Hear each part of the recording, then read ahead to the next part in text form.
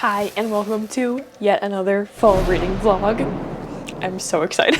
Sorry, I think I'm gonna say I'm excited for every single video during the fall because I love fall reading vlogs. But this week I am reading only vampire books. I was gonna say who doesn't love a good vampire book, which I still agree with. I have not read the classic though. I have not read Twilight. That's maybe a whole thing that's gonna happen later, but I do have some exciting books planned for this video. We're just gonna hop right into it because I have some updates on one of them because I started Interview with the Vampire by Anne Rice. I feel like this book is kind of really famous and I thought that it was gonna be insanely good. And let me just tell you, I'm 26% through the audiobook, which could be the #1 problem that I have because sidetrack a little bit. It's narrated by an old British man and I usually have like beef with old British men narrators because it's like reading a textbook to me. Like I don't want to hear an old British man narrate this book. I hate the audiobook. However, I'm decently far into the audiobook. Oh, so I said I'm 26. I'm 28% through this book. So I feel like I do have a concrete opinion. This book is boring. Like, I don't care. I don't care. I don't care. And it sucks. Because I want to like this book. I feel like people really like this book. I did go on Goodreads though, and people were saying it was boring, and I agree. So then that does make me feel a little bit better. I don't feel like I'm the only one who thinks that. So for right now, at least at this point in this reading vlog, at the very beginning, I'm gonna say it's a softy enough. Like I'll come back to it if I still have time after I finish my other books, but for right now, I don't want anything to do with it. My other book options for this video are A Dowry of Blood by S.T. Gibson, which is about Dracula and his wife, and this is actually on my October TBR, so it's perfect because I'm gonna read this. And then the other book is Thirst by Mariana. I do not know how to say her last name, and I'm so sorry. I'm gonna start with A Dowry of Blood because I'm really, really, really excited. I've heard amazing things about this book. Nothing like specific though, just that people really love it. So I'm super excited to get into this one, and that's what I'm gonna start with. And yeah, that's all the talking I'm gonna do for now, and I'm gonna start reading later.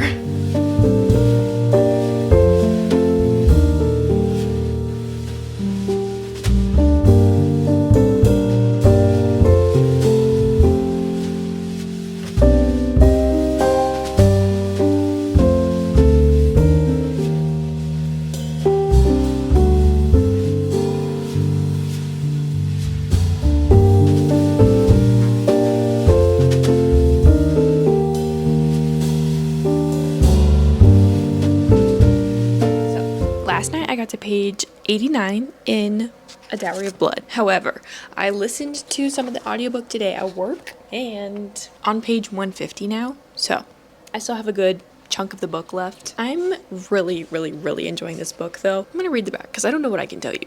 I don't know what all I've said so far, but basically Dracula finds this woman and turns her into a vampire and refers to her as his wife.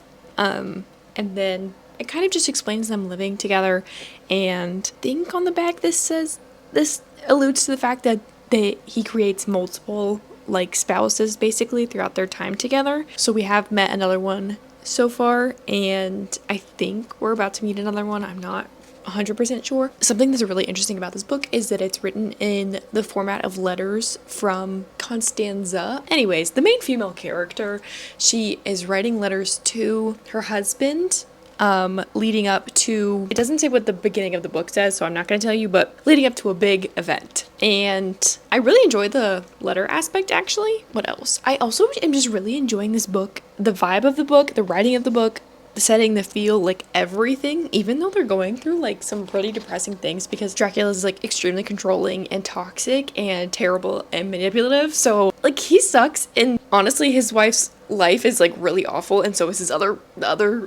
partner in their relationship. Like he's horrible and he does horrible things and their lives are just miserable, but like for some reason I'm like really enjoying it, which I know like a book doesn't have to be all happy and perfect for me to like it, but like I don't know, I feel bad for liking it because they're obviously going through a not great time. But yeah, so that's where I'm at right now, and I'm gonna probably finish it tonight so that I can start the next book.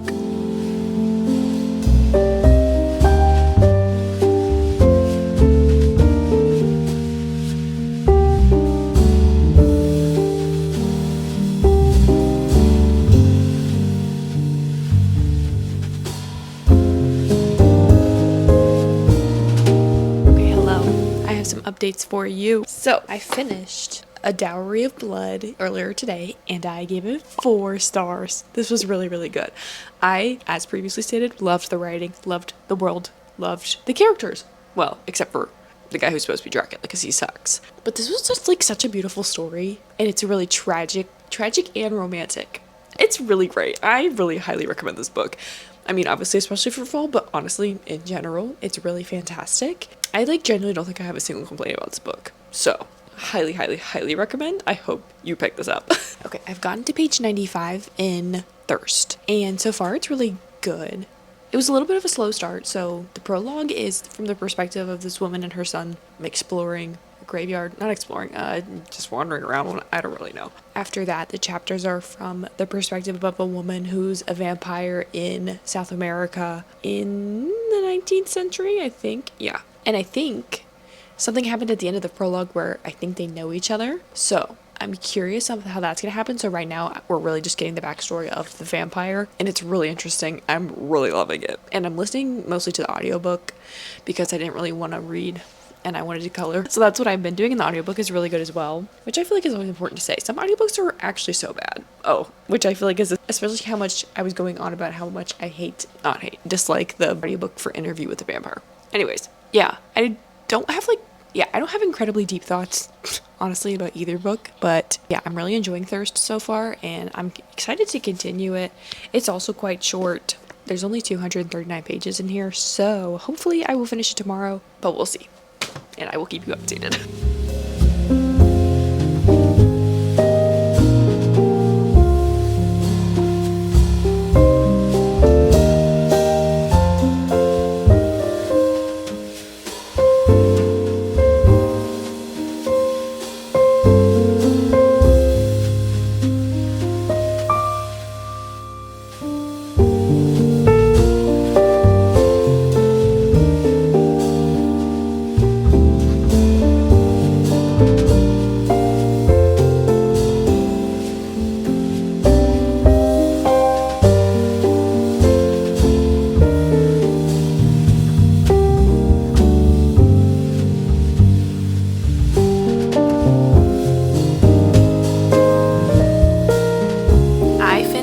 Thirst just a couple minutes ago, and I ended up rating it a 3.5 stars. So in part 1, I mentioned it follows the vampire in the 19th century, and it's kind of her story of how she became a vampire and how she lives, and that's pretty much it. It is very interesting though. I really enjoyed that part of the book. I enjoyed her as a character a lot, and I thought it was especially intriguing. And then in part 2, it goes back to the perspective of the woman who's in the prologue. If you remember, I mentioned there's the prologue is from the modern day woman's POV, and then it switches to the vampire. So then it switches back.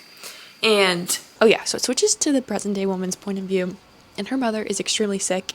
She has this condition where she's basically just dying very slowly, her body's shutting down. It doesn't go into detail of what it is, but I think it started where she couldn't talk anymore, she can't eat anymore, she can't speak anymore, all of this stuff, and it's horrifically tragic and so depressing. So I don't want to say I didn't like the second part because of that, because it was really, I don't know, I think it's important to think about, but at the same time I don't want to think about it because I don't know, watching my family members slowly deteriorate is maybe a fear of mine. So I don't know, it's very hard to read that happening, and especially because it's in such detail. Obviously this takes over the main character's life, and so it's just constantly what she's thinking about, what she's having to deal with. So it's pretty hard, I'm not gonna lie. And the ending was definitely strange. I thought there was gonna be a little bit more to the ending. I do kind of feel like it just was maybe a bit of an abrupt end. Not that it was bad, because I think honestly the ending would make sense, but I don't know, it wasn't my favorite. I do think this is a good book though. It also just sucks because I loved the first part. I don't want to say if it, I don't know, I probably would have rated it higher if the second part had not been so depressing. But overall, it's still a really good book. It's still very interesting. I still highly recommend. It's obviously still perfect for the fall and Halloween-ish time. Something else I was gonna say, sorry, I just remembered I had another thought to add. It's so interesting reading a vampire book or just vampire books in general, and they talk about death in such an interesting way, because obviously it's like they're not gonna die, like they get a second chance at life and all that stuff. And then the contrast of the second part of this book with this woman's mother dying, and where was I going with that?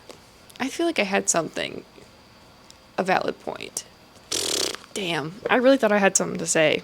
Oh, I guess maybe I was just thinking, like, it's kind of scary to think about it from the perspective of the second half of the book, because it's like so, like, death is so real, and it is so hard for everyone around you and all that stuff. I don't know.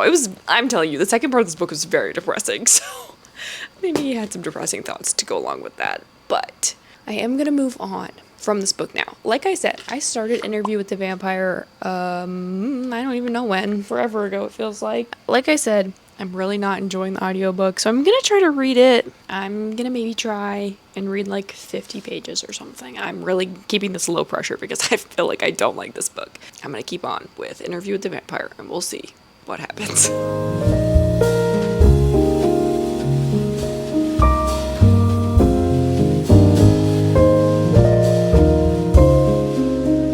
Okay, I'm having to refilm this outro because I had no audio, which is so fun. Anyways, I ended up completely DNFing Interview with the Vampire. So basically, I completely DNF'd Interview with the Vampire, not only because I didn't like the audiobook, but I did not like the direction that the book was going. The writing was definitely better when I was reading it, or not that it was better, I just enjoyed it more reading it versus listening to it. And I liked, there was like definitely intrigue to the story. That's why I was even tempted to just keep reading it a little bit last night. But the weirdest thing to me was the involvement of turning a 5-year-old into a vampire. And I was 100-ish pages into the book, so I don't feel like I'm like saying anything too spoilery, but I think that's so strange. And I don't care about kids in books literally ever, and especially not in a book that I'm barely interested in in the first place. So I did get to that part and fully decided to stop. Honestly, I'm not going to say that I'm not going to watch the show or the movie, because I did see a lot of Goodreads comments saying that the movie was better than the book or something like that, which is obviously subjective. Like, please don't kill me for saying that. But yeah, that book just wasn't for me. But I am going to take a second to talk about the 2 books that I really liked in this video, because I highly, highly, highly suggest both of these books, especially A Dowry of Blood, obviously because I rated this one 4 stars. I so loved this book, and it's amazing. Definitely check the trigger warnings though. There's like a whole page in the front that gives you trigger warnings. This book I also highly, highly, highly recommend, but also check the trigger warnings. I don't think there's anything at the beginning of the book, but I would just also keep in mind that I don't know, just some heavy stuff in the second part of the book. But I like don't want to discredit the book at all, because it's literally still so good and I really enjoyed it. So anyways, highly recommend both of those books, and I hope you are excited for more fall reading vlogs, because I have so many more to come and they're my favorite thing to film, and I'm having a great time, so I hope you are too. And thank you so much for watching, and hopefully I will see you next week. Bye.